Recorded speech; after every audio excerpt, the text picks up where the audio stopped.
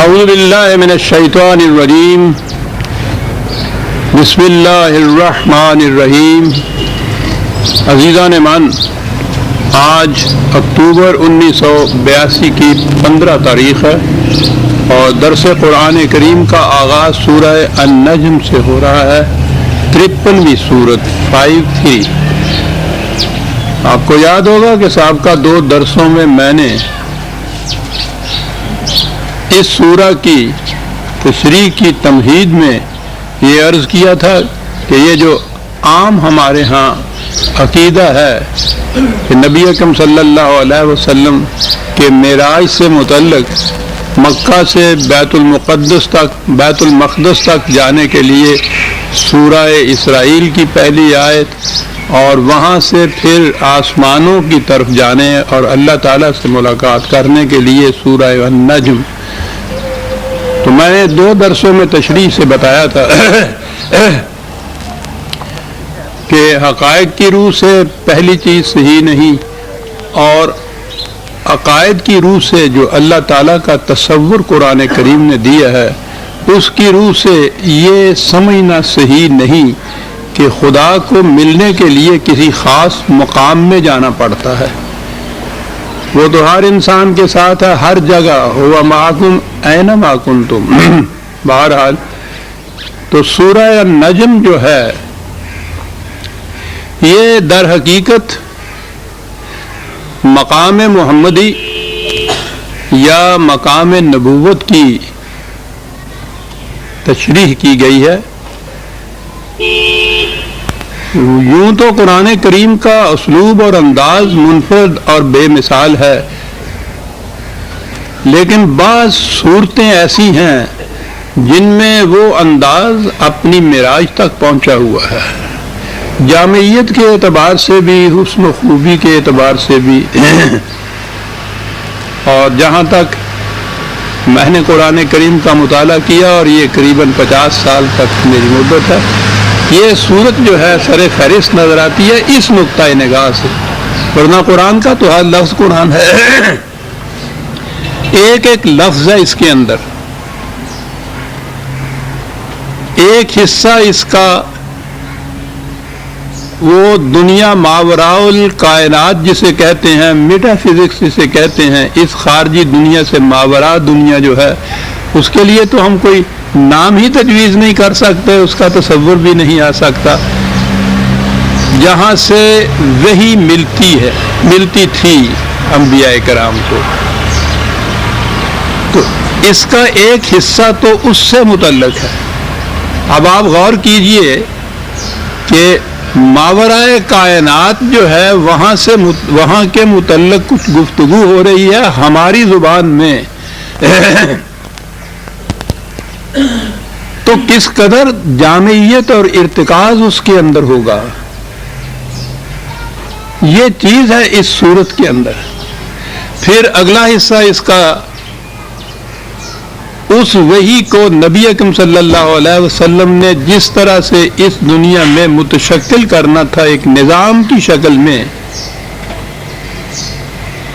وہ حصہ وہ بھی ایک 2 لفظ کی ایک آیت ہے، لیکن پوری جامعیت اس کے اندر آ گئی ہے کہ کیا کن خصوصیات کی ضرورت ہے اس رسالت کے لیے۔ میں عرض کر دوں، سمجھنے کے لیے یوں کہیے کہ خدا کی طرف سے رسول اللہ صلی اللہ علیہ وسلم کو یا نبی کو جو وحی ملتی تھی اسے آپ نبوت کہہ لیجئے، اور اس وحی کو انسانی دنیا میں ایک عملی نظام کی شکل میں متشکل کرنے کا جو فریضہ تھا اسے آپ رسالت کہہ لیجئے۔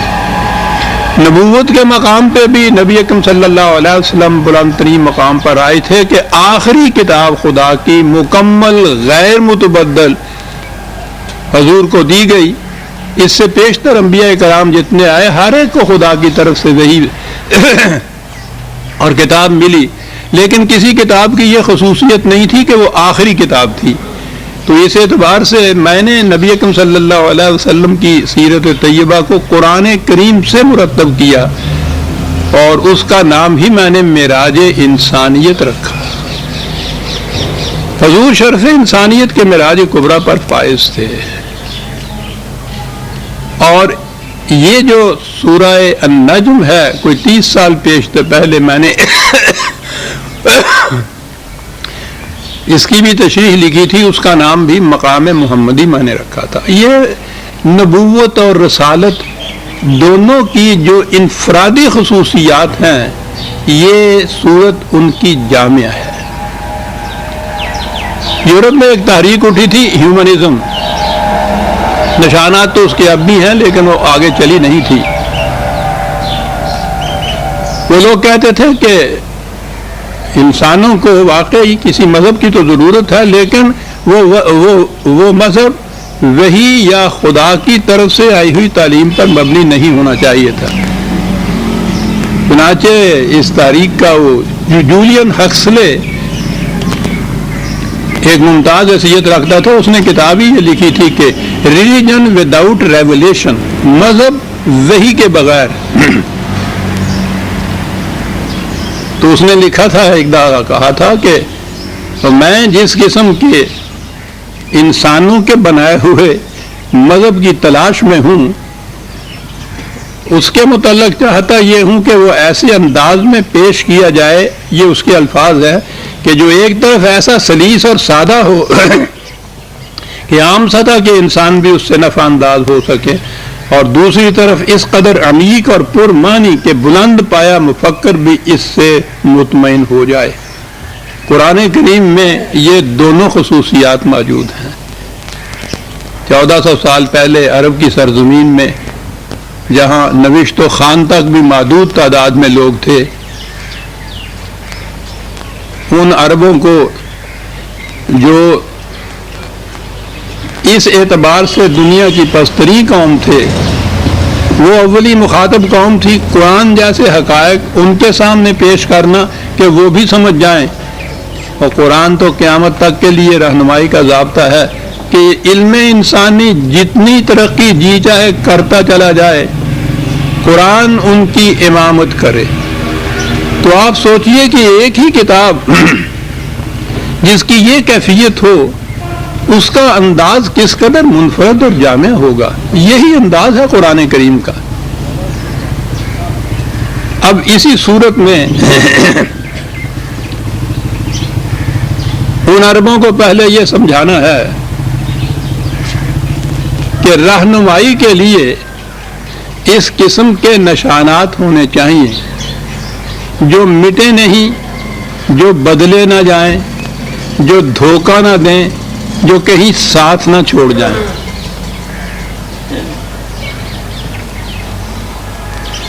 اب ان عربوں کو یہ بات سمجھانی تھی۔ اس سے پہلے بھی ایک درس میں غالباً یہ چیزیں آئی تھیں ضمناً، اور یہاں تو پھر وہ یقیناً آئیں گی کیونکہ سورہ النجم کا آغاز اسی سے ہوتا ہے۔ میں نے کہا تھا کہ وہ عرب، ان کی زندگی تھی صحرا نوردی، ہر صبح سفر، ہر شام سفر، دن کے وقت بہت کم کیونکہ وہاں گرمی کی بڑی شدت ہوتی تھی۔ عام طور پر راتوں کو سفر کرتے تھے صحراؤں میں، جہاں کوئی نشانات راہ ہوتے ہی نہیں تھے، کوئی سڑک نہیں، سڑک پہ کوئی روشنی نہیں، راستے میں کوئی بستیاں نہیں، کوئی گاؤں نہیں، اور وہ سینکڑوں میل لقدق صحرا چلا جا رہا ہے، رات کا وقت ہے۔ نشانات کی یہ کیفیت صحراؤں کی کہ آج اگر کسی جگہ کوئی ٹیلا ہے چھوٹا سا، دوسری صبح ہوا تیز چلی ہے تو وہ اس کی جگہ گڑھا ہو جائے گا، ٹیلا کہیں اور چلا جائے گا۔ کہیں اگر چھوٹی چھوٹی جھاڑیاں نظر آتی ہیں تو وہ اتنی تیز باد سموم چلے کہ ہوا سے وہ ڈھپ جائے، نظر ہی نہ آئے کہ یہاں کوئی جھاڑی تھی۔ یعنی جو چھوٹے موٹے نشانات بھی وہاں ہوتے تھے وہ ہر آن بدلتے رہتے تھے۔ اس قسم کے راستوں میں انہوں نے سفر کرنا ہوتا تھا رات کی تاریکیوں میں۔ ان سے پوچھا گیا کہ تم کس طرح سے سفر کرتے ہو، کہاں سے رہنمائی تمہیں ملتی ہے؟ تو انہوں نے کہا ان ستاروں سے۔ کہا ان ستاروں نے کبھی تمہیں دھوکہ دیا ہے؟ انہوں نے کہا کہ کبھی نہیں دھوکہ دیا۔ کبھی ایسا ہوا کہ کبھی ایک جگہ وہ ستارہ تھا، دوسری رات تم چلے ہو تو وہ وہاں موجود ہی نہیں تھا۔ کہیں گم ہی ہو گیا تھا وہ، ایسا بھی نہیں ہوا تھا، نہ دھوکہ دیا نہ ساتھ چھوڑا، غیر متبدل مکمل ضابطۂ حیات آسمان کے اوپر لکھا ہوا۔ کہا کہ یہ اس قسم کی خصوصیت ہونی چاہیے رہنمائی دینے والے کی۔ اب وہ تو تم اپنے سفر کے لیے آسمانی رہنمائی رہتے ہو، انسانی زندگی میں بھی رہنمائی کی ضرورت ہے، تو کہو اگر وہاں بھی اسی قسم کا ایک ضابطۂ رہنمائی ملے جیسے آسمان کے ستاروں کا ہے، تو وہ تمہاری مشکلات کو کس قدر آسان کر دے گا۔ یہ تھی بات جو ان سے کہنی تھی انہوں نے، ابتدائی یہاں سے کی۔ وَالنَّجْمِ إِذَا هَوَىٰ، دو لفظ یہ ستارہ۔ اب یہ دیکھیے ایک لفظ ہوا کے اندر ستارے کا طلوع ہونا، اپنی پوری گزرگاہ میں سے سفر کرتے ہوئے چلے جانا اور اس کے بعد غروب ہو جانا، یہ پورے منازل جو ہیں طلوع اور سفر اور غروب کے، وہ ان کے ہاں اس ایک لفظ ہوا کے اندر آ جاتا تھا۔ کہا کہ یہ ستارہ جو طلوع ہوتا ہے ایک خاص گزرگاہ میں سفر کرتا ہے، ایک خاص مقام پر جا کے غروب ہو جاتا ہے۔ یہ کس بات کی دلالت کرتا ہے کہ یہ نہ تو اپنے راستے کے تلاش کرنے میں سرگرداں پھر رہا ہے اور نہ ہی راستہ مل جانے کے بعد بھٹک جاتا ہے۔ کہا یہ بات ہے نا، کہا اگر یہی چیز تم کہتے ہو کہ ما ضل صاحبکم وما غویٰ، کیا ربط ہے، کیا بات ہے۔ وہ سر پھٹکتے تھے وہ عرب جو تھے، جن کی زبان جن کی شاعری دنیا کے اندر اس کا وہ مثل نہیں کسی کو قرار دیتے تھے، باقی دنیا کو گنگا کہتے تھے۔ وہ کہتے تھے ہماری سمجھ میں نہیں آتا کہ اس انداز بیان کو ہم شعر کہیں یا نثر کہیں یا کیا کہیں۔ کہا یہ پہلی بات جو منائی تم سے، وَالنَّجْمِ إِذَا هَوَىٰ، اور اس کے بعد یہ تمہارا صاحب، تمہارا ساتھی، تمہارا رفیق، یعنی کیا مقام دیا ہے، امامت کا نہیں دیا، لیڈرشپ کا نہیں مقام ان کو دیا، رفیق کا، ساتھی کا۔ وہ اس طرح سے جیسے کہ کارواں کے افراد ایک دوسرے کے ساتھی ہوتے ہیں، یہ نام لے کے پکارا ہے، ما ضل صاحبکم۔ ہاں، جو اللہ کے معنی ہوتے ہیں راستے کی تلاش میں سرگرداں پھرنا، اور غوا ہوتا ہے راستہ پانے کے بعد بھٹک جانا۔ جس راستے کے نشانات بدلتے ہوں روز، جیسے کہ ان کے ہاں صحرا کے نشانات بدلتے تھے، ابھی میں نے عرض کیا، اس میں تو یہ ہو سکتا ہے کہ راستہ ملتے جائے ایک دفعہ، لیکن دوسری صبح اٹھے تو وہ نشانات گم ہو چکے ہوں یا وہ بدل چکے ہوئے ہوں، یہ غوا ہوگا، بھٹک جانا ہوگا۔ کہا یہ جو جس راستے کی طرف رہنمائی تمہاری کرتا ہے، نہ تو یہ راستے کی تلاش میں مارے پھر رہا ہے، نہ راستہ پانے کے بعد بھٹک گیا ہے۔ وہی کی طرف سے جو راستہ ملتا ہے اس کی بنیادی خصوصیت یہ بتا دی، وہ پا لیتا ہے اس راستے کو اس لیے کہ اس کی اپنی کاوشوں کا نتیجہ نہیں ہوتا کہ وہ سرگرداں پھرے راستے کی تلاش میں۔ جس نے خود راستہ تلاش کرنا ہو وہ تو سرگرداں پھرے گا نا۔ نبی کی کیفیت تو یہ ہوتی ہے کہ وہی پانے میں یا وہی میں اس کی اپنی کاوش، اپنے خیالات، اپنی خواہشات، اپنے آرزوؤں، اپنے فکر، اس کا دخل ہی نہیں ہوتا۔ کہا یہ جو ہم نے کہا ہے کہ نہ وہ راستے کی تلاش میں مارے پھر رہا ہے، نہ راستہ پانے کے بعد بھٹک گیا ہے، تو اس کی وجہ یہ ہے کہ وَمَا يَنْطِقُ عَنِ الْهَوَىٰ، وہ اپنے خیالات سے بات نہیں کرتا،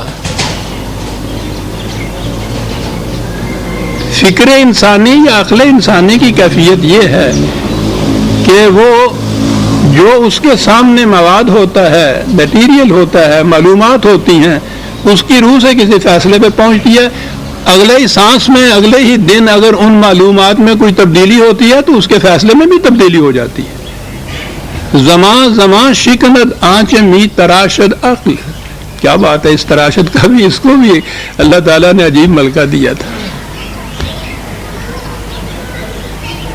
یہ کوئی نقص نہیں ہے عقل کا، اس کی محدودیت ہے کہ اس نے گیون میٹیریل کے اوپر مبنی نتیجہ اخذ کرنا ہوتا ہے، اگر وہ تبدیل ہو جائے اس کا نتیجہ بھی بدل جائے گا۔ کہا کہ یہ اس طرح سے اپنی عقل و فکر کی روح سے یہ نہیں، یہ رہنمائی کر رہا، جس نتیجے پہ چل رہا ہے اس نے اسے اپنی عقل و فکر کی روح سے متعین نہیں کیا۔ ما ینطق عن الہوی، اپنی فکر سے یہ بات نہیں کرتا، کہتا کیا ہے؟ ان هو الا وحی یوحی، یہ وہی ہے جو اس کی طرف آ رہی ہے۔ ستاروں کی طرف وہی قرآن نے کہا،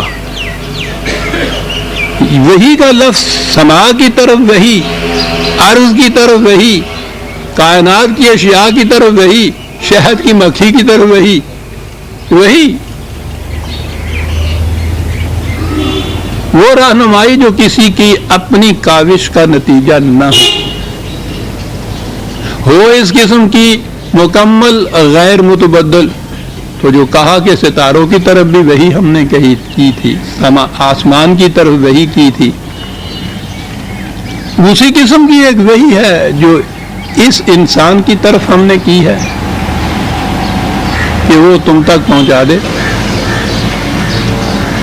اب یہ جو چیز ستاروں کی بات ہے، تم نے ان کی رہنمائی کے مطابق سفر کر کے دیکھ لیا ہے نا کہ یہ ٹھیک منزل پر پہنچاتے ہیں، دھوکہ نہیں دیتے، ساتھ نہیں چھوڑ جاتے۔ تجربے کے بعد اس پہ پہنچے ہونا، جس نے وہ تجربہ نہیں کیا ان کی رہنمائی کا، وہ اس سے کوئی استفادہ ہی نہیں کر سکتا، وہ یقین سے کہہ ہی نہیں سکتا کہ فی الواقعہ ان کا بتایا ہوا راستہ منزل تک حتمی طور پہ پہنچا دے گا، دھوکہ نہیں دے گا، وہ نہیں کہہ سکتا۔ یہ وہی کہیں گے جنہوں نے تجربہ کیا۔ کہا کہ سیدھی بات ہے کہ یہ بھی ایک کچھ راستے کے ستارے ہیں، کچھ نشانات راہ ہیں جو وہی دیتا ہے، اس پہ بھی تجربہ کر کے دیکھ لو۔ وہی طریق عمل جو ان ستاروں کے متعلق تم نے اختیار کیا تھا، وہی طریقہ کار ان نشانات کے متعلق بھی اختیار کر لو، اس کے بعد خود دیکھ لو کہ یہ کس نتیجے پہ تمہیں پہنچاتے ہیں۔ اعملوا علی مکانتکم انی عامل،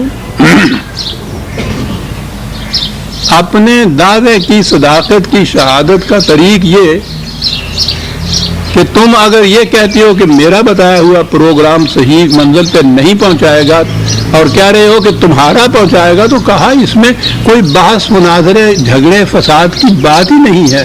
تم اپنے پروگرام کے مطابق عمل کرو، میں دخل نہیں دوں گا۔ مجھے میرے پروگرام کے مطابق عمل کرنے دو، تم دخل نہ دو، نتیجہ خود بتا دے گا کہ کس کا پروگرام انسانیت کے لیے نفع بخش ہے۔ بات صاف ہو گئی۔ تجربہ کرو، پریگمیٹک ٹیسٹ۔ مذہب کی دنیا میں عزیزان من یہ طریق بتانا، صداقت کی پرکھ اپنے دعوے کی ثبوت میں کہ اس پہ عمل کر کے دیکھ لو کہ تم کس نتیجے پہ پہنچتے ہو۔ مذہب کے ہاں تو یہ سوال ہی نہیں ہوتا، وہاں تو یہ چیز ہوتی ہے کہ بمایست زیادہ رنگی کن گرد پیرے مغانگو ہے، جیسا کہا گیا ویسا کرتے چلے جاؤ۔ ارے بابا، کرنے سے کچھ ہوتا ہے نہیں، قیامت میں جا کے پتہ چلے گا نا، ثواب تمہیں ہو رہا ہے، وہاں جا کے جنت ملے گی، یہاں نہیں کچھ بھی۔ یعنی مذہب یہ استنتاجی طریق جسے کہتے ہیں کہ نتیجے سے کسی دعوے کا ثبوت مہیا ہونا، مذہب یہ کر ہی نہیں سکتا، وہ کرتا ہی نہیں ہے، اس کے یہاں نتیجہ ہی نہیں نکلتا۔ یہ دین ہے جو وہ مناظروں سے، مکالموں سے منواتا نہیں، ہاتھو برہانکم کہا بات کرنی ہے تو دلیل لاؤ، اور ثبوت مانگتے ہو تجربہ کر کے دیکھو کہ جو کچھ میں کہتا ہوں وہ صحیح ہے یا نہیں، تجربہ کر کے دیکھو۔ یہ ہے عزیزان من دین کی خصوصیت، یہ ہے مذہب کے مقابلے میں اس کی حیثیت اور کیفیت۔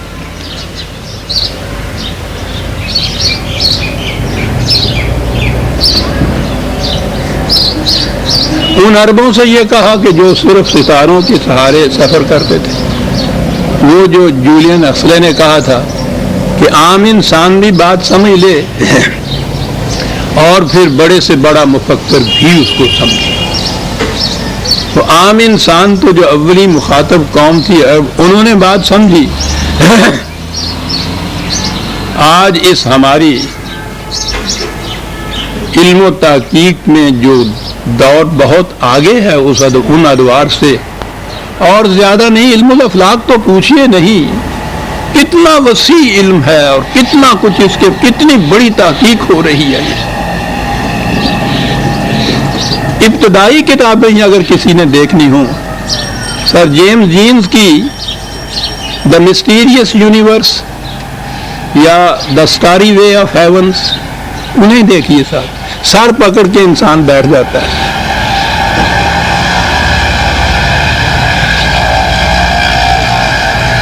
ایک کہکشاں کے، ایک ستارے کے یا ایک جھرمٹ کے متعلق جو کچھ وہ لکھتا ہے، انسان وجد میں آ جاتا ہے۔ تو ایک طرف اس دور کا جو بدو عرب صحرا نورد تھا، اس نے بھی اس دلیل سے بات سمجھ لی، اور آج سر جیمز جین بھی اسی دلیل سے یہ بات سمجھتا ہے، اور اسی نتیجے پہ پہنچا ہے کہ غیر متبدل قانون ہے جس کی زنجیروں میں ذرے سے آفتاب تک جگڑا ہوا ہے۔ اور یعنی یہ تو وہی لوگ بتا سکتے ہیں نا، ہمیں کیا معلوم ہے۔ کہنے گئے ربط باہمی کی یہ کیفیت ہے کہ میں انگلی ہلاتا ہوں تو کہکشاں کے تارے پہ اس کا اثر جا کے پڑ جاتا ہے۔ کائنات اس قدر مربوط ہے، غیر متبدل قوانین کے تابع چل رہی ہے۔ یہی بات تو انہیں کہی گئی تھی، ان کی زبان میں کہی گئی، آج جیمز جین کی زبان میں یہی بات سامنے آتی ہے۔ مورس بقائی اسی پہ تو وجد میں آ گیا تھا کہ 1400 سال پہلے کے زمانے کی یہ آیتیں جو ہیں، جو ہمارے ہاں سائنس کے انکشافات ہوتے جاتے ہیں، ہر انکشاف ان آیات کے دعوے کی صداقت کا ثبوت بنتا چلا جاتا ہے۔ وہ شخص اس کی کتاب تو پوچھو نہیں، وجد میں آ جاتا ہے۔ یعنی ہر مثال کے بعد وہ ریپیٹ کرتا ہے اس چیز کو کہ وہ دنیا کے سائنسدانوں اور دانشوروں، خدا کے لیے مجھے بتاؤ کہ 1400 سال پیشتر کوئی انسان اپنی فکر سے یہ بات کہہ سکتا تھا؟ تو وہ جو جولین ہکسلے نے ایک معیار بتایا تھا کہ ایک سطح بھی انسان بھی اس سے رہنمائی حاصل کرے، اور بڑے سے بڑا مفکر بھی اس کے انکشافات کی روشنی میں وجد میں آ جائے، وہ کس طرح سے پوری ہو رہی ہے قرآن کے متعلق۔ یوں ہی ہمارے دعویٰ یہ اعتقادی نہیں ہے، ہم اعتقادی بھی کیا کریں گے، ہم نے تو اس طرح سے قرآن کو سمجھا پرکھا بھی نہیں ہے۔ یہ لوگ ان نتائج کے اوپر پہنچ رہے ہیں۔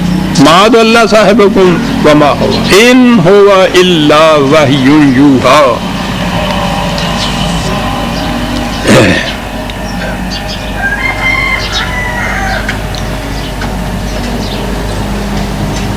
ستاروں کے متعلق کہ یہ کس طرح رہنمائی تمہاری کرتے ہیں، بہت سی آیات ہیں قرآن کی۔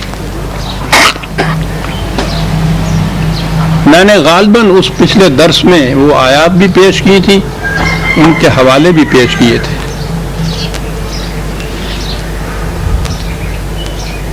میں سمجھتا ہوں کہ آج ان کے دہرانے کی ضرورت نہیں ہے، ہمیں آگے بڑھ جانا چاہیے۔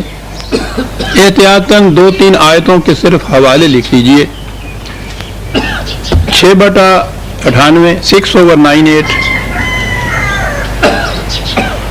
56/75, 56/75, 81/15, 81/15। इन جیسی اور متعدد آیات میں بتایا یہ گیا ہے کہ ستارے کس طرح سے یقینی رہنمائی دیتے ہیں جو غیر متبدل ہوتی ہے، ابدی ہوتی ہے۔ اور ابدی تو آپ دیکھیے، انسانوں سے پہلے یہ آسمان، یہ ستارے موجود تھے، اس وقت سے لے کے اور پھر معلوم نہیں، جب تک انسان موجود ہے اس وقت تک تو یہ موجود ہی ہے نا۔ غیر متبدل اس طرح سے کہ یہ اتنا زمانہ جو ہے اس کو تو ہم کیلکولیٹ بھی نہیں کر سکتے کہ یہ کتنا لمبا ہو گیا، لیکن وہ اسی طرح سے غیر متبدل طور پر ان کی روشیں ہیں، ان کے نشانات ہیں۔ یہ چیز کہ غیر متبدل ہو، مکمل ہو، ستاروں کی دنیا سے شہادت پہنچائی اور انسانوں کی دنیا میں جو وحی کے پر مبنی قوانین ہیں ان سے ان پر منطبق کیا اپنے نتیجے کو۔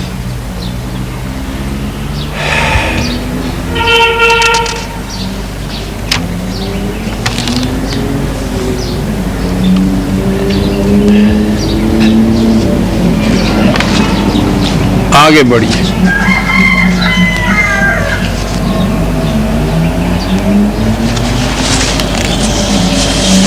وہی ہے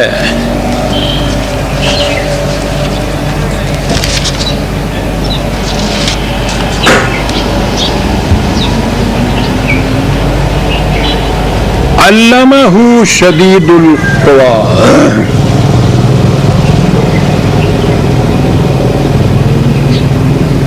نبی کو یہ علم دیا ہے اس خدا نے جو بڑی قوتوں کا مالک ہے۔ غور کیجئے گا کتنی عظیم حقیقت ہے جو اس میں بیان ہو گئی ہے۔ نصیحت کی باتیں، اخلاقیات کی باتیں وعظ و نصیحت کے طور پر ساری دنیا میں ہوتی چلی جاتی ہیں۔ مذہب واز ہی کہتا ہے، دین واز نہیں کرتا۔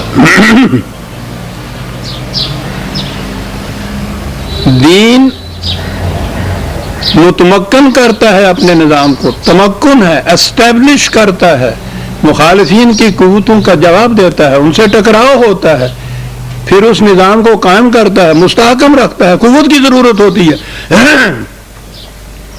دین کو تمکن کے لیے قوت کی ضرورت ہوتی ہے، مذہب کو نہیں۔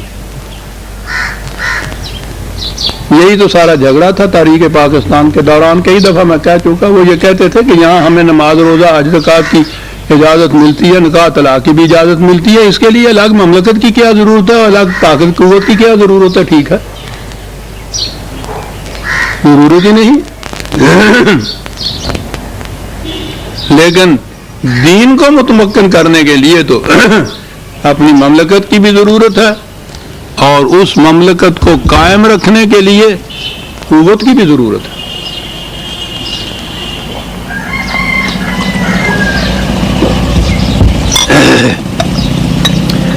جہاں علمہ کہا، علم دیا اس نے، تو یہاں تک تو معاملہ صرف تعلیم تک کا نظر آتا ہے۔ کس نے دیا؟ شدید القوا، بہت بڑی قوتوں کا مالک ہے وہ۔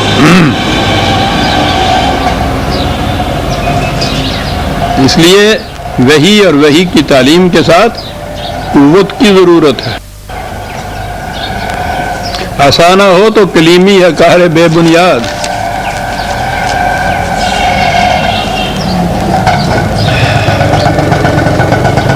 پھر اگلی بات یہ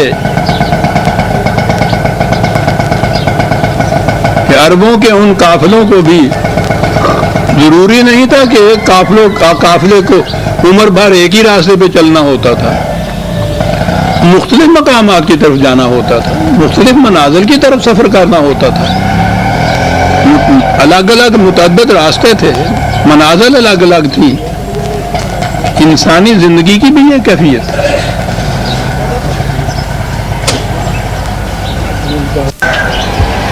زندگی کے تقاضے ایک فرد کی زندگی میں بھی مختلف عمر میں اس کے تقاضے بدلتے رہتے ہیں، حتیٰ کہ میں نے شاید کسی درس میں یہ بھی کہا تھا کہ یہ تو بچے کے پیدا ہونے کے ساتھ اس کے رزق کے چشموں سے جو دودھ اس کو ملتا ہے وہ شروع میں اس میں غذائیت بہت کم ہوتی ہے، پانی زیادہ ہوتا ہے، کیونکہ اس کا معدہ زیادہ غذائیت بالخصوص جو فیٹ اس میں ہوتی ہے اسے ہضم نہیں کر سکتا، پانی زیادہ اس میں ہوتا ہے۔ اب تو خیر وہ تخصیص ہی مٹ گئی ہے، گوالوں کے ہاں سے جو دودھ آتا ہے کہ کبھی گاڑھا ہوتا ہے کبھی پتلا ہوتا ہے، انہوں نے یہ مساوات جو ہے نا اس میں یہ فرق ہی مٹا دیا ہے صاحب۔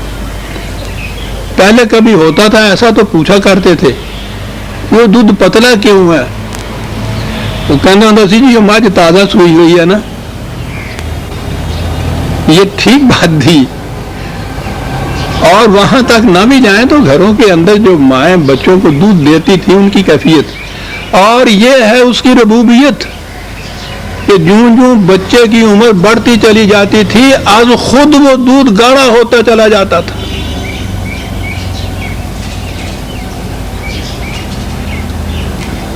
از خود اس کی عمر کے ساتھ جو اس کا تقاضا ہے غذائیت کا جب اس نے اپنے ذمے لی ہے نا وہ ربوبیت جسے وہ رحمت کہتا ہے، تو اس کے اوپر کنٹرول کی کیفیت یہ ہے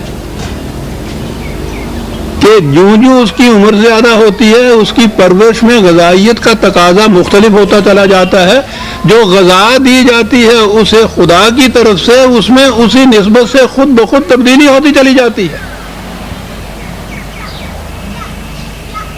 یہ کھانگڑ میں ہی کہنے ہوں سن ساڈے ہوں کسی میں ہی نہیں اگلے پوچھنے پتا ہی نہ لگنا بھی میں کی ہوں کھانگڑ کا کہنے پتا لگو انہوں نے۔ یہ نظام ہے اس کی ربوبیت کا۔ ایک فرد، یہ تو ابھی بچے کی زندگی ہے، آگے بڑھتے چلے جائیے، فرد کی پوری زندگی میں آپ غور کیجئے کہ آپ کی ضروریات کے تقاضے کتنے مختلف ہوتے چلے گئے۔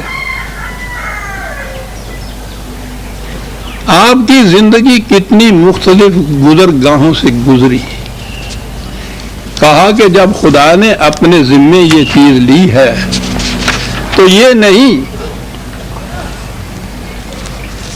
کہ اس نے ایک ہی دفعہ ایک ہی ماپ کی کوئی ایک چیز دے دی اور کہا کہ ہاں صاحب ساری عمر اسی پہ گزر کرو۔ کہا نہیں، یہ بات نہیں۔ وہ اگر شدید القوا ہے، قوتیں ہیں اس کے پاس، کنٹرول ہے اس کا، اس کے ساتھ ہی وہ ذو مرتن ہے، زندگی کی مختلف گزرگاہوں کا مالک ہے۔ میں نے عرض کیا تھا عزیزان ایمان، ایک ایک لفظ ہے، معنویت کی ایک دنیا اس کے اندر پوشیدہ ہے۔ خالی قوت والا جو ہے وہ ایک ہی چیز جانتا ہے، لٹ، شمشیر، بندوق، اور ایک ہی طریقہ جانتا ہے، یا مان لو یا چلی۔ لیکن جس نے ربوبیت کے تقاضے پورے کرنے ہوتے ہیں اس کے لیے ضروری ہے کہ وہ ہر دور کے تقاضوں سے واقف ہو اور اس کو کنٹرول حاصل ہو اس کے متعلق ربوبیت کا۔ شدید القوا، علمہ سے تعلیم، شدید القوا سے قوت، ذو مرتن سے یہ کہ زندگی کی تمام گزرگاہوں کا مالک بھی، جاننے والا بھی۔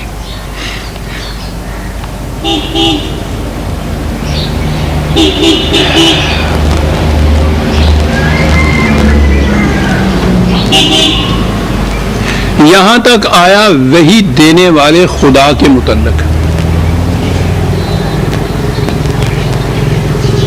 اب اس کے بعد آیا وہ رسول جس کو یہ نبی جس کو یہ وحی دی گئی تھی، اور پھر رسول جس نے اس وحی کے مطابق یہاں انسانی معاشرہ کو متشکل کرنا تھا۔ اس کے بعد نبوت کے متعلق ہے، یوں کہ یہ نبی اکرم صلی اللہ علیہ وسلم کے متعلق ہے، حضور کے متعلق ہے۔ یعنی یہ چار پہلے لفظ خود خدا کے متعلق ہے جس نے وحی دی ہے۔ اب آگے وہ رسول آتا ہے جس کو وحی دی گئی اور جس نے اس وحی پر عمل کرنا ہے۔ پہلی صفت اس کی کیا ہے؟ یہاں کیا صفت خدا نے بتائی تھی؟ علم،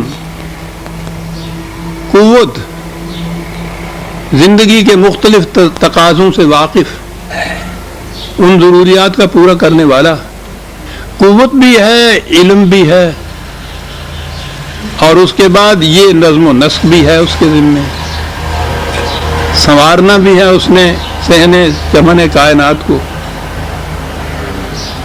تو اس ہستی کے اندر کس قسم کی خود صفات ہونی چاہیے؟ قوت بھی ہونی چاہیے، علم بھی ہونا چاہیے، ربوبیت بھی ہونی چاہیے، رحمت بھی ہونی چاہیے، زندگی کے مختلف تقاضوں سے واقف بھی ہونا چاہیے۔ دو ہی چیزیں اگر آپ لے لیں کہ قوت بھی ہونی چاہیے، ربوبیت بھی ہونی چاہیے، اگر ایک ہی چیز اس کے اندر ہو تو اس فریضے کو سر انجام ہی نہیں دے سکتا۔ فریضہ یہ چاہتا ہے کہ اس کے اندر علم بھی ہو، قوت بھی ہو، ربوبیت بھی ہو، رحمت بھی ہو۔ ایک ہی ذات کے اندر یہ متضاد کیفیات اگر ہوں اور ان متضاد کیفیات یا خصوصیات یا صفات میں توازن اگر نہ ہو، وہ فساد برپا کر دے گا۔ اگر قوت بڑھ گئی چنگیز خاں ہو جائے گا، قوت نہ رہی، کم ہو گئی، صرف علم ہی رہا اس کے اندر، تو وہ مولوی صاحب تو بن جائے گا۔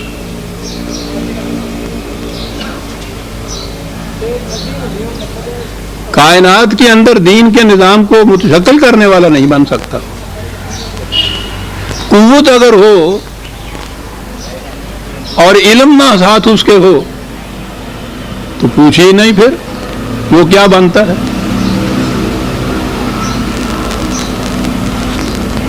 اگر اس کا نسب و لعن رحمت نہ ہو، قوت ہی ہو، ہڈیاں توڑ دے رکھ دیتا ہے۔ تو ضرورت ہے کہ اس کے اندر یہ ساری خصوصیات ہوں اور ان کے اندر پروپورشن صحیح ہو۔ یہ آج کے سائیکالوجسٹ سے پوچھئے کہ وہ پروپورشن پہ کتنا زور دیتا ہے۔ یہ جتنے نفسیاتی امراض جنہیں ہم کہتے ہیں نا، پھر بات میں سے بات نکلے گی، ہمارے ہاں تو اس 20ویں صدی میں جا کے یا زیادہ سے زیادہ 19ویں صدی میں ابتدا ہوئی۔ یہ جو سائیکالوجسٹ سے یہ سائیکالوجی کا علم ہی ابھی حال کی ہی ان کے ہاں کی انکشاف کہیے یا وضع کردہ کہیے کہ نفس انسانی کے اندر کوئی چیز ہے، اور پھر انہوں نے یہ کہا کہ اس کے اندر امراض ہوتے ہیں، نفسیاتی امراض، ان کا علاج نفسیاتی سائیکولوجیکل یا سائیکیٹرسٹ جو ہیں وہ کرتے ہیں اس دور میں، اور ان کو بڑا فخر ہے اور ہونا چاہیے انسان کو، بڑی چیز ہے عزیزان مان۔ میں تو یہ دیکھ رہا ہوں کہ اندر اس کے بعد دور ہی اس کا آنے والا ہے۔ 1400 سال پہلے جس زمانے میں ابھی کسی کے ذہن میں بھی یہ نہیں بات آئی تھی کہ اندر کوئی چیز اس قسم کی ہے جس کا روگا فی قلوبہم مرض، قرآن نے کہا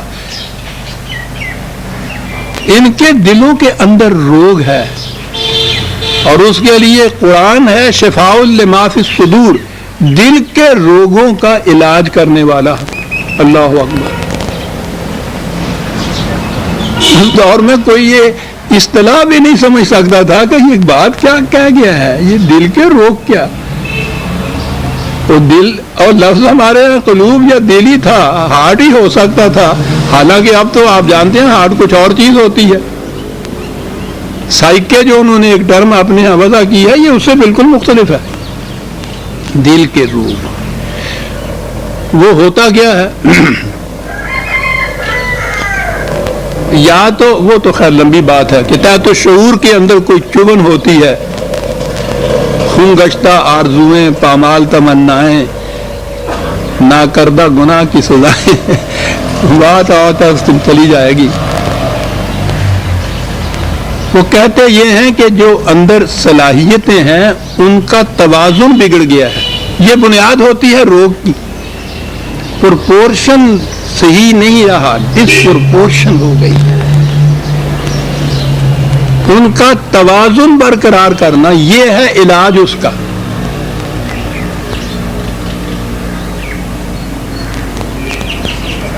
کبھی درس آئے گا سائیکالوجی پہ تو میں عرض کروں گا قرآن سے پھر کیا کیا علاج کے طریقے بتائے ہوئے۔ اس نے کہا کہ یہ کرتے یہی ہیں، بگڑے ہوئے توازن کو صحیح کرنے کی کوشش کرتے ہیں، توازن صحیح ہو جاتا ہے مرض دور ہو جاتا ہے۔ تو ان کے نزدیک تو صحیح تندرست یعنی دل کی طرف سے تندرست وہ ہے جس کے اندر ان متضاد قوتوں کا توازن صحیح ہو، پرپورشن صحیح ہو۔ اور آپ کو معلوم ہے کہ ان کے ہاں تو اب حسن یا بیوٹی کی ڈیفینیشن یہ ہے کہ اس صحیح ترین پرپورشن کا نام حسن ہوتا ہے۔ نہایت حسین و جمیل چہرہ بھی اگر ہو انسان، آنکھ کی سیاہی ایک طرف سے ذرا سی ایک خشخاش کے برابر ایک طرف ہو گئی ہو، آپ دیکھیے سارا حسن بگڑ جاتا ہے۔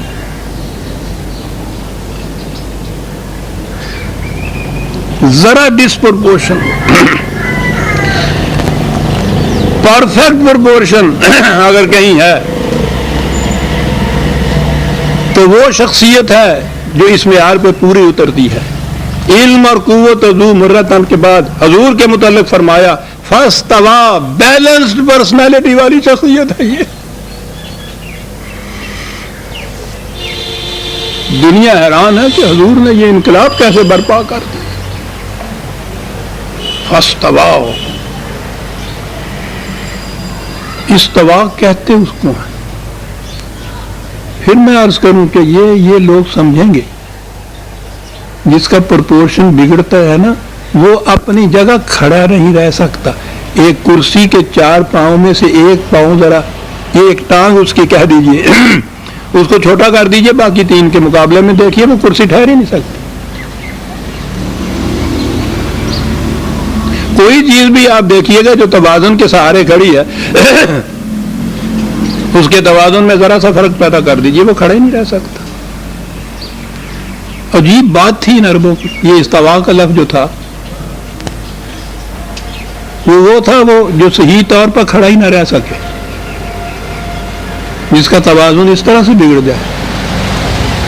اور استوا والا وہ تھا کہ جس میں یہ توازن، یہ پرپورشن جو ہے مختلف صلاحیتوں کا، قوتوں کا، صفات کا، وہ پرپورشن اس کی پرفیکشن تک پہنچی ہوئی ہو، اس کے لیے یہ لفظ آتا تھا فاستویٰ۔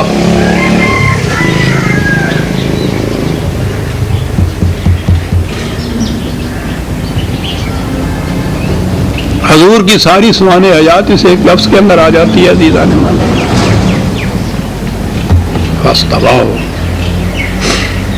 ٹھیک ہے، اپنی ذات میں تو یہ ہوا۔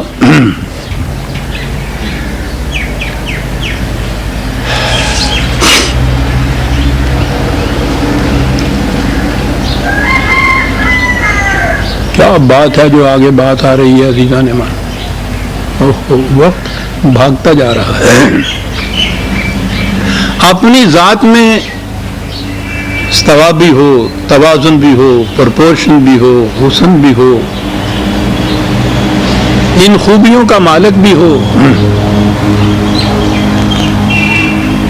اور وہ کہیں الگ تھک خلوت گاہوں کے اندر بیٹھا ہوا ہو، آسمان کی بلندیوں پہ ایک طرف کہیں ہو، ہمیں کیا فائدہ اس کا؟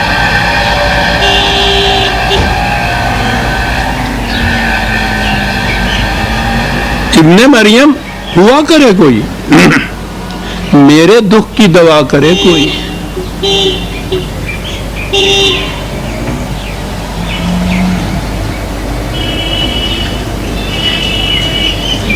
تصوف اور نبوت میں فرق یہ ہے،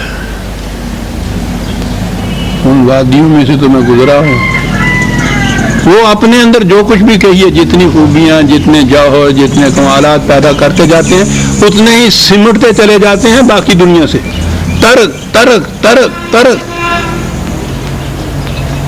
تارک الدنیا تو آپ کو سنا ہی ہوگا، ان کا اصطلاح ہی ہوتی ہے، دنیا سے الگ ہوتے چلے جانا، یہ کمال ہے۔ جتنا زیادہ ترک اس میں ہو جائے گا اتنا ہی وہ کمال پہ پہنچتا چلا جائے گا۔ چلیے، دعویٰ ان کا صحیح کہ ہمارے اندر بھی وہ پرپورشن ہے، توازن ہے، حسن ہے، تو میں نے کہا ٹھیک ہے، ابن مریم ہوا کرے، بڑی جی چیز، اس کا فائدہ کیا ہے؟ نبی تو ان بلندیوں پر ہوتا ہے، یعنی ان کے ہاں تو جو کچھ بھی یہ کہتے ہیں، مجھے تو اب معلوم ہے وہ ہوتا کیا ہے، ان کو پھر بھی یہ کشف اور الہام کہتے ہیں، دوسرا درجہ ہے۔ نبی تو اس مقام پہ ہے جو محبت ہے وحی خداوندی کا، علم خداوندی کا، براہ راست خدا سے یہاں آتا ہے۔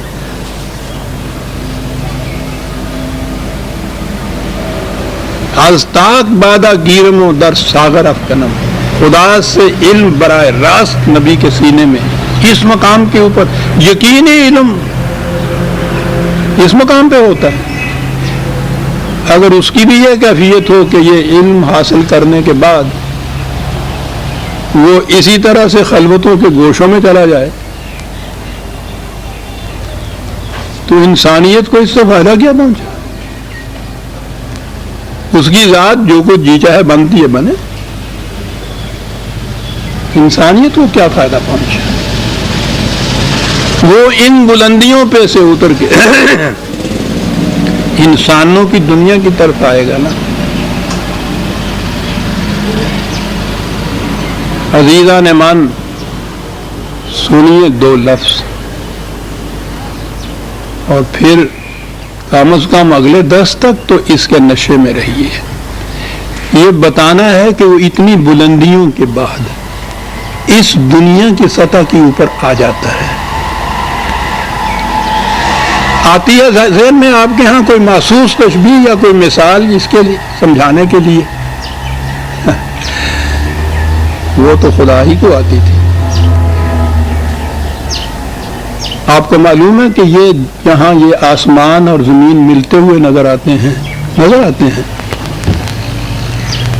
اس کو افق کہتے ہیں۔ آسمان کی بلندیاں زمین کے ساتھ ملتی ہوئی نظر آتی ہیں نا، ان بلندیوں سے جیسے کوئی اتر کے زمین کی سطح کے اوپر آ گیا ہوا ہو۔ مقام نبوت کی وہ بلندیاں، اور آگے بتانا یہ ہے کہ وہ پھر تمہاری دنیا کی سطح پہ آتا ہے۔ سنیے عزیزان من، وَهُوَ بِالْأُفَقِ الْأَعْلَىٰ،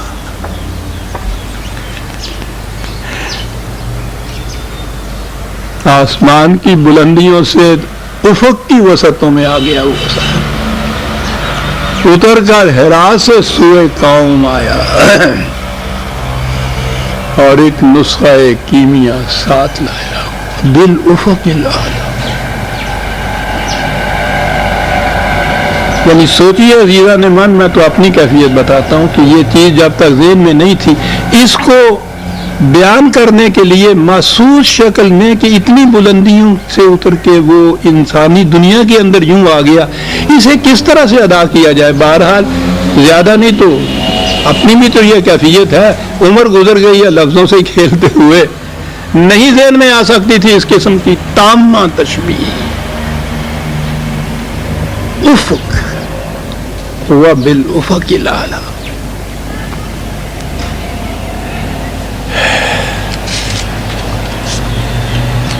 جی چاہتا ہے کہ یہاں تھوڑا سا ایکسپلینیشن میں دے دوں۔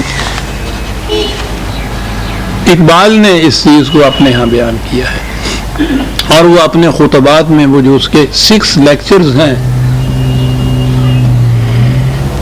خدا اتنی صلاحیت دے، بڑے مشکل ہیں فلسفے کے، لیکن اگر فرصت اور صلاحیت دے انہیں ضرور پڑھ لینا چاہیے۔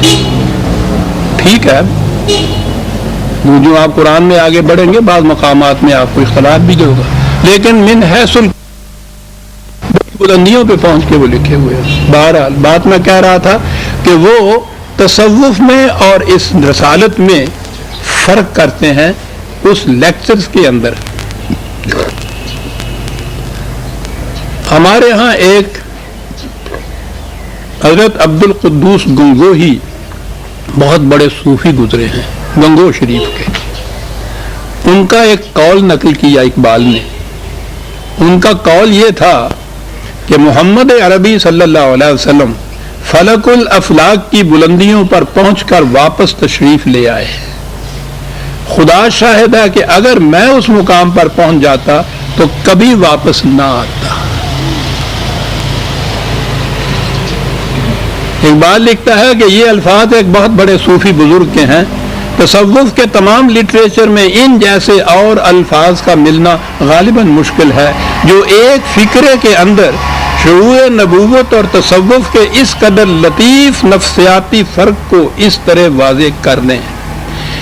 ایک صوفی اپنے انفرادی تجربہ کی تجرد گاہ سے واپس نہیں آنا چاہتا، اور جب واپس آتا بھی ہے اس لیے کہ اسے واپس آنا پڑتا ہے، تو اس کی یہ مراجعت نوع انسانی کے لیے کچھ معنی نہیں رکھتی۔ اس کے برعکس ایک نبی کی مراجعت تخلیقی مقصد کے لیے ہوتی ہے۔ اس لفظ کو ذہن میں رکھیے گا، آگے بات آتی، تخلیقی مقصد کے لیے ہوتی ہے۔ وہ آتا ہے کہ زمانے کے طوفان پر تسلط پا کر تاریخ کی قوتوں کو اپنے قابو میں لے آئے، وہ ذی قوتیں، اور اس طرح مقاصد کی ایک نئی دنیا تعمیر کر دے۔ ایک صوفی کے لیے اس کے انفرادی تجربہ کی تجرد گاہ آخری مقام ہوتی ہے، لیکن ایک رسول کے دل میں اس سے زلزلہ انگیز نفسی قوتیں بیدار ہو جاتی ہیں، جن کا مقصد یہ ہوتا ہے کہ وہ تمام دنیا انسانیت میں ایک انقلاب پیدا کر دے۔ یہ آرزو کہ جو کچھ اس نے دیکھا ہے وہ ایک جیتی جاگتی دنیا کے پیکر میں متشکل ہو جائے، نبی کے دل میں پیش ہوتی ہے۔ اسی لیے ایک صاحب وحی کے تجربہ کی قدر و قیمت جانچنے کا ایک طریقہ یہ بھی ہے کہ دیکھا جائے کہ اس نے انسانیت کو جس قالب میں ڈھالا ہے وہ کیسا ہے، اور اس کے پیغام کی روح سے جس قسم کی دنیا ثقافت ابھر کر سامنے آ گئی ہے وہ کس انداز کی ہے۔ یہ ہے افق اعلیٰ پہ آنے کی بات۔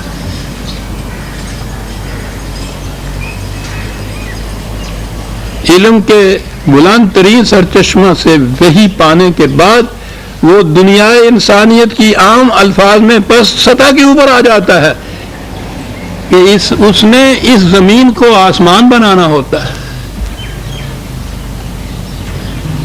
ہوا بالافق الاعلی۔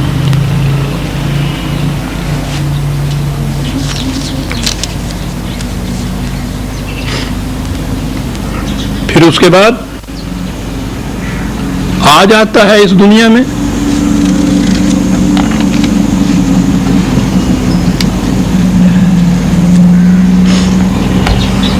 اس میں بھی عزیزان ایمان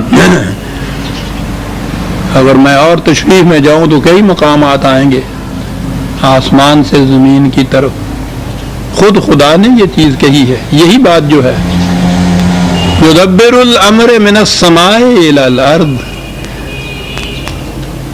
خدا کی تدبیر کی کیفیت یہ ہوتی ہے، نظام خدا بندی جو رسول کی ہاتھوں متشکل ہوتا ہے کہ وہ سماء کی بلندیوں سے اترتا ہے اور زمین کی پستیوں سے پھر اس کا آغاز ہوتا ہے اور پھر وہ اوپر کی طرف چڑھتا ہے۔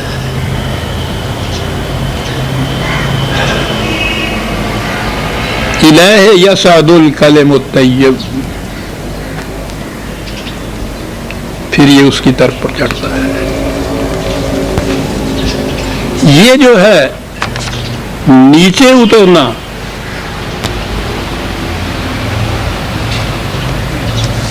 اگلا لفظ ہے ہوا بالافق الاعلی، وہ افق کے اوپر سے آیا ہے۔ ثم دنا، پھر وہ اور قریب ہوتا ہے، اور قریب ہوتا چلا جاتا ہے۔ یہ نہیں کہ جتنے جتنے تصوف کے کمالات بڑھتے ہیں وہ پیچھے ہٹتا چلا جاتا ہے. یہ آتا ہے تو اور قریب ہوتا چلا جاتا ہے. ثم دنا،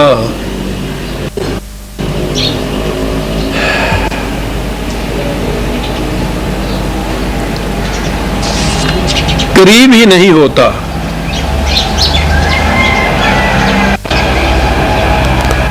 انسانی دنیا اور ان کے معاملات اور ان کے تقاضوں کی گہرائیوں میں اترتا چلا جاتا ہے. کسی کے قریب ہونا اور کسی کے دل میں اتر جانا، آپ سمجھتے ہیں ان میں فرق کتنا ہے؟ جوڑ نے ایک جگہ لکھا ہے کہ اگر کسی انسان میں علم کی وسعت ہو تو وہ مفکر یعنی فلاسفر ہوتا ہے، اور اگر اس میں جذبات کی گہرائی ہو تو وہ تخلیقی نابغہ یعنی کریٹو جینیس ہوتا ہے. اس لیے وہ کہتا ہے کہ دونوں چیزیں ضروری ہیں، علم کی وسعت اور حقائق کی گہرائیوں میں اترنے کی صلاحیت. گہرائیوں میں اترنے کی صلاحیت، دونوں چیزیں وہ کہتا ہے ضروری چاہیے. یہ میں نے کہا تھا نا وہ تخلیقی لفظ آیا ہے تو ذہن میں رکھیے گا کہ وہ رسول آتا ہے کہ ایک تخلیق کرتا ہے ایک نئی دنیا کی. تخلیق ہوتی ہے جب حقائق کی گہرائیوں میں کوئی اترتا ہے. قریب ہوتا ہے وہ صرف محسوسات کے طور پر علمی معیار علمی نقطۂ نگاہ سے قریب تر ہوتا ہے. حقائق کی گہرائیوں میں وہ پھر ڈوبتا ہے. وہاں اس کو معلوم ہوتا ہے کہ انسانی دنیا کے انسان کے تقاضے کیا ہیں. یہاں آ کے وہ کریٹو جینیس جوڑ کے الفاظ میں بنتا ہے، کریٹ کرتا ہے ایک نئی دنیا. سنیے عزیزان من، افق الاعلیٰ کے بعد ثم دنا، اور قریب ہوا، اور یوں قرب اس کا محسوس طور پہ نہیں، فتدلا، گہرائیوں میں اتر گیا. ایک ایک لفظ، ایک ایک کتاب لکھی جا سکتی ہے اس کے اوپر. وہ اتر گیا ان گہرائیوں میں، اور یہ سب کچھ کرنے کے بعد علم پایا، انسانوں کی سطح پہ آیا، انسانوں کے قریب تر ہوا، ان کے دلوں میں اتر گیا. تو کیا بس اپنی ذات تک اتنا ہی کچھ کیا؟ کہا نہیں، مقصد تو آگے آتا ہے. اور وقت ہو گیا عزیزان من، یہ میں پھر اگلے درس میں عرض کروں گا. جو آگے کہا ہے کہ کہا نا کعبہ قوسین او، اگلی دفعہ عرض کروں گا کہ یہ کعبہ قوسین کیا ہے. ہمارے ہاں تو یہی اب تک وہ تو میں نے عرض کیا ہے نا کہ وہ تو تصور ہی اور ہے کہ اس طرح سے حضور بجس جم سے گئے، سامنے خدا تھا، وہاں اس کے سامنے بیٹھے، آپس میں باتیں ہوئی. اور کعبہ قوسین کے معنی ہوئے کہ خدا کا اور آپ کا فاصلہ جو تھا وہ 2 کمانوں کے برابر فاصلہ بھی ماپ لیا. یہ فاصلہ تو محسوس شیوں کے متعلق ہوتا ہے عزیزان من، ہنسیے نہیں روئیے. جو شے محسوس نہیں ہے انویزیبل ہے. حتیٰ کہ اس قسم کی محسوس جیسے ہوا ہے، اس میں بھی فاصلہ نہیں ماپا جا سکتا.